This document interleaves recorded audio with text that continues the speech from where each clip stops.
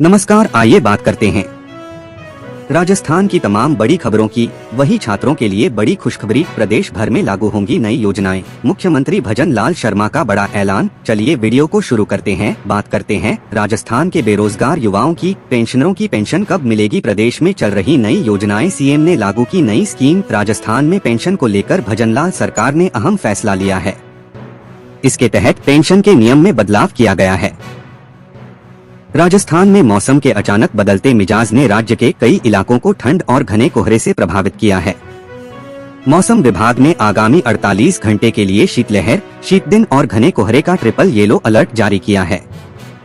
इस दौरान राज्य के 20 जिलों में येलो अलर्ट जारी किया गया है, जिसमें अलवर, बारां, भरतपुर, बूंदी, दौसा, दीग, धौलपुर, झालावाड़, झुंझुनू, करौली, खैरथल, तिजारा, कोटा, कोटपुतली, बहरोड, सवाई माधोपुर, सीकर, टोंक, चूरू, डीडवाना, कुचामन, हनुमानगढ़ और श्रीगंगानगर में येलो अलर्ट रहेगा। राजस्थान में ठंडी हवाओं के साथ घना कोहरा भी देखने को मिल रहा है, जिससे जनजीवन प्रभावित हुआ है। माउंट आबू और वनस्थली जैसे ठंडी जगहों में तापमान 0 से नीचे जा चुका है। माउंट आबू में लगातार तीसरे दिन तापमान 0 डिग्री सेल्सियस के आसपास दर्ज किया गया। मौसम विभाग द्वारा जारी किए गए अलर्ट के कारण राजस्थान के कई जिलों में स्कूलों को छुट्टियां घोषित की गई हैं। सर्द हवाओं और कोहरे के कारण रेल और सड़क यातायात भी प्रभावित हो सकता है। राजस्थान में पंचायत चुनावों का इंतजार कर रहे करोड़ों ग्रामीणों और उम्मीदवारों के लिए सबसे बड़ी खबर आई है। भारत के सर्वोच्च न्यायालय ने राज्य की पंचायत परिसीमन प्रक्रिया को अपनी अंतिम मंजूरी दे दी है। इस फैसले के साथ ही राज्य में पंचायत चुनाव कराने की राह से आखिरी कानूनी बाधा भी हट गई है। मुख्य न्यायाधीश और जस्टिस जौमाल्या बागची की बेंच ने रेवेन्यू गांव सिंहानिया और अन्य ग्रामीणों द्वारा दायर विशेष अनुमति याचिका को खारिज कर दिया। याचिकाकर्ताओं ने राज्य सरकार द्वारा किए गए नए परिसीमन और पंचायतों के पुनर्गठन को चुनौती दी थी। ग्रामीणों का तर्क था कि उनके गांवों को दुर्गम भौगोलिक क्षेत्रों और काफी दूरी पर स्थित दूसरी पंचायतों से जोड़ दिया गया है। यह सड़क संपर्क के अभाव और दूरी संबंधी नियमों का उल्लंघन है। राज्य की ओर से अतिरिक्त महाधिवक्ता शिव मंगल शर्मा ने कोर्ट में सरकार का पक्ष मजबूती से रखा। उन्होंने स्पष्ट किया कि परिसीमन केवल दूरी के आधार पर नहीं, बल्कि जनसंख्या, प्रशासनिक सुगमता और जिला कलेक्टर की विस्तृत रिपोर्ट के आधार पर किया गया है। पूरी प्रक्रिया 31 दिसंबर 2025 तक कानूनी रूप से पूरी हो चुकी है। राज्य निर्वाचन आयोग ने मतदाता सूचियां तैयार करने के निर्देश भी जारी कर दिए हैं। सुप्रीम कोर्ट ने राजस्थान हाई कोर्ट के उस फैसले की पुष्टि की है, जिसमें 15 अप्रैल 2026 तक सभी पंचायती राज संस्थाओं के चुनाव संपन्न कराने के निर्देश दिए गए थे। शीर्ष अदालत ने साफ कर दिया कि अब परिसीमन प्रक्रिया को दोबारा नहीं खोला जाएगा, क्योंकि इससे पूरे राज्य का चुनावी कार्यक्रम प्रभावित होगा। हालांकि कोर्ट ने ग्राम पंचायतों को इतनी छूट दी है कि यदि उन्हें पंचायत मुख्यालय के स्थान को लेकर कोई शिकायत है तो वे सक्षम प्राधिकारी को अपना आवेदन दे सकते हैं, लेकिन इससे चुनाव या परिसीमन पर कोई रोक नहीं लगेगी। राजस्थान विधानसभा का बजट सत्र 28 जनवरी से शुरू होने जा रहा है। सत्र को लेकर सरकार ने फ्लोर मैनेजमेंट की पूरी तैयारी कर ली है। फ्लोर मैनेजमेंट की जिम्मेदारी संसदीय कार्य मंत्री जोगाराम पटेल सहित वरिष्ठ मंत्रियों के कंधों पर रहेगी। संसदीय कार्य मंत्री ने बताया कि बजट सत्र का आगाज 28 जनवरी को राज्यपाल के अभिभाषण के साथ होगा। 1 फरवरी को केंद्र सरकार का बजट आने के चलते राजस्थान सरकार का बजट 11 फरवरी को पेश किए जाने की संभावना है। संसदीय कार्य मंत्री जोगाराम पटेल ने कहा कि सरकार एक इनोवेटिव बजट पेश करेगी, जिसमें समाज के सभी वर्गों का ध्यान रखा जाएगा। उन्होंने कहा कि प्रदेश की आधारभूत संरचनाओं को मजबूत करने के साथ सरकार का लक्ष्य विकसित राजस्थान की दिशा में तेजी से कदम बढ़ाना है। जोगाराम पटेल ने कांग्रेस को नसीहत देते हुए कहा कि वे भले ही सरकार को घेरने की तैयारी के साथ सत्र में आएं, लेकिन चर्चा सार्थक होनी चाहिए। उन्होंने कहा कि अगर विपक्ष अनावश्यक हंगामा करेगा तो सत्ता पक्ष भी जवाब देने के लिए पूरी तरह तैयार है। पटेल ने यह भी कहा कि पिछली बार विपक्ष ने सर्वदलीय बैठक का बहिष्कार किया था, जिसके पीछे कुछ कारण रहे होंगे, लेकिन सरकार को उम्मीद है कि इस बार विपक्ष सर्वदलीय बैठक में शामिल होगा। उन्होंने कहा कि बजट के साथ ही इस सत्र में कुछ महत्वपूर्ण विधायी कार्य भी होंगे। सरकार प्रॉपर्टी से जुड़े नए कानून को सदन में लाने पर विचार कर रही है। इसके अलावा पंचायत और निकाय चुनावों में 2 बच्चों की बाध्यता को खत्म करने वाले विधेयक को लेकर भी विचार विमर्श चल रहा है। बांग्लादेश में हिंदुओं पर हो रहे अत्याचार पर पूर्व मुख्यमंत्री अशोक गहलोत ने चिंता जताया। उन्होंने सोशल मीडिया पर लिखा, बांग्लादेश से हिंदू अल्पसंख्यकों के साथ बर्बरता की आ रही खबरें विचलित करने वाली हैं। महज 19 दिनों में 5 हिंदुओं की हत्या और वहां महिलाओं के साथ हो रहे अत्याचार मानवता पर कलंक है। इंदिरा गांधी की सरकार को याद करते हुए आगे लिखा, 1971 के उस दौर की यादें आज भी ताजा हैं, जब इंदिरा गांधी जी के नेतृत्व में भारत ने न केवल कूटनीतिक कड़ापन दिखाया था, बल्कि अपनी दृढ़ इच्छा शक्ति से इतिहास और भूगोल दोनों बदल दी थी। उन्होंने अमेरिका जैसी महाशक्ति तक की परवाह नहीं की, जिसने भारत के खिलाफ अपना 7वां बेड़ा रवाना कर दिया था। उन्होंने लिखा, यह भी चिंताजनक है कि ऐसा देश जिसका निर्माण ही भारत ने किया था, वह भारत के खिलाफ हो गया है। यह भारत सरकार की कूटनीतिक विफलता है। केंद्र सरकार को गहरी चिंता व्यक्त करने जैसे रस्मी बयानों से आगे बढ़कर ठोस कदम उठाने चाहिए। पड़ोसी देश में अल्पसंख्यकों के जीवन और मान सम्मान की रक्षा करना हमारी नैतिक और कूटनीतिक जिम्मेदारी है। गहलोत ने आगे लिखा, इतिहास गवाह है कि मात्र खोखले नारों से नहीं, बल्कि निर्णायक नेतृत्व से ही निर्दोषों की जान बचाई जा सकती है। प्रधानमंत्री जी को इस मामले में हस्तक्षेप कर बांग्लादेश की अंतरिम सरकार पर प्रभावी दबाव बनाना चाहिए। राजस्थान विधानसभा का सत्र 28 जनवरी से शुरू होने वाला है।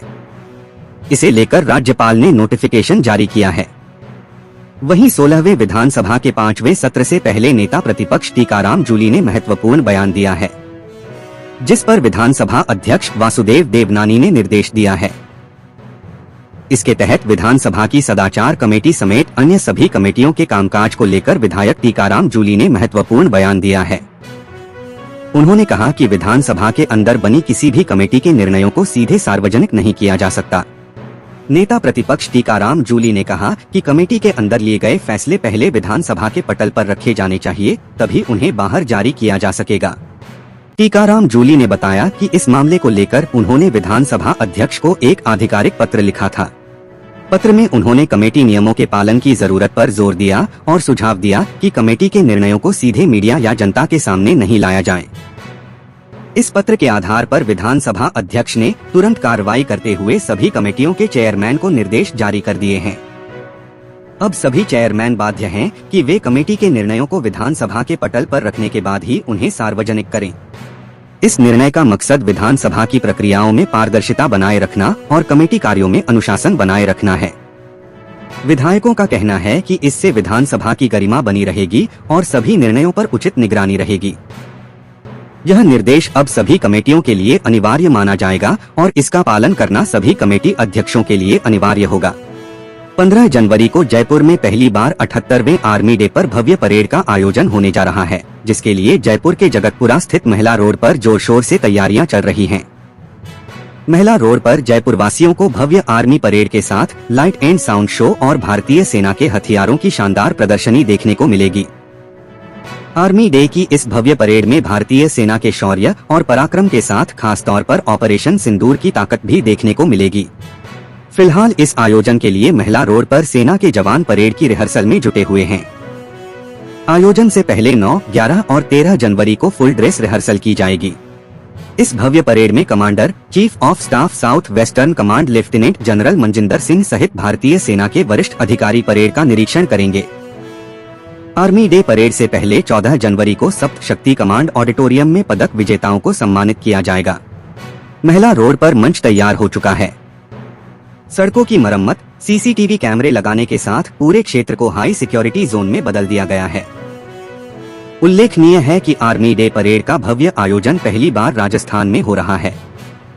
इस वर्ष सेना दिवस की थीम भारतीय सेना शौर्य एवं बलिदान की परंपरा रखी गई है। राजस्थान में सांसद विकास निधि को लेकर बड़ा सियासी विवाद खड़ा हो गया है। प्रदेश के गृह राज्य मंत्री जवाहर सिंह बेढम ने कांग्रेस के 3 सांसद भरतपुर से संजना जाटव, चूरू से राहुल कसवा और झुंझुनू से बृजेंद्र सिंह ओला पर आरोप लगाया है कि उन्होंने अपने संसदीय क्षेत्रों के विकास पर ध्यान देने के बजाय हरियाणा के कैथल विधानसभा क्षेत्र में सांसद निधि खर्च कर राजनीतिक हित साधे हैं। कैथल से कांग्रेस के राष्ट्रीय महासचिव व राज्यसभा सांसद रणदीप सिंह सुरजेवाला के पुत्र आदित्य सुरजेवाला विधायक हैं।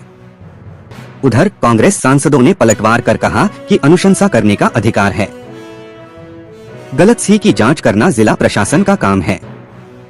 गलत है तो उन पर सरकार कार्रवाई करे। बेढम ने कहा कि तीनों सांसदों ने केंद्रीय नेतृत्व की खुशामद और अपने राजनीतिक भविष्य को सुरक्षित करने के लिए एमपी लैड के मूल उद्देश्य को नजरअंदाज किया है। उनके अनुसार नियमों के तहत सांसद को प्रतिवर्ष मिलने वाले 5 करोड़ रुपए में से अधिकतम 25 लाख रुपए ही अपने क्षेत्र के बाहर खर्च किए जा सकते हैं, जबकि आपदा की स्थिति में यह सीमा 1 करोड़ रुपए तक हो सकती है।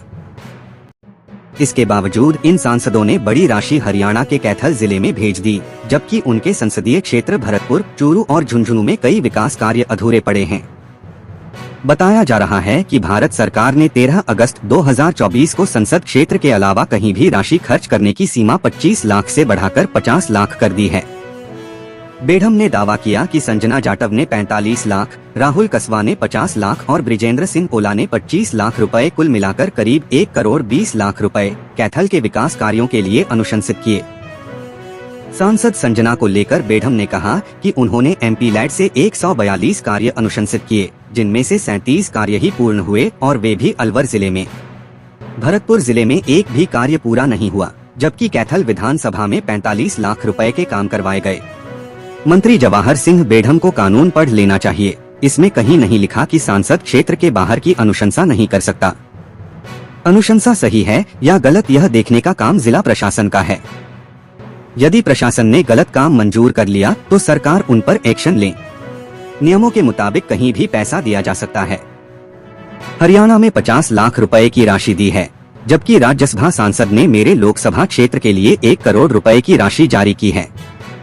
मैं अपने क्षेत्र के लिए वहां से ज्यादा पैसे लेकर आई हूं। इसमें 80 लाख रुपए तो डीग जिले के लिए ही हैं। कुछ लोग बेवजह इसे मुद्दा बना रहे हैं।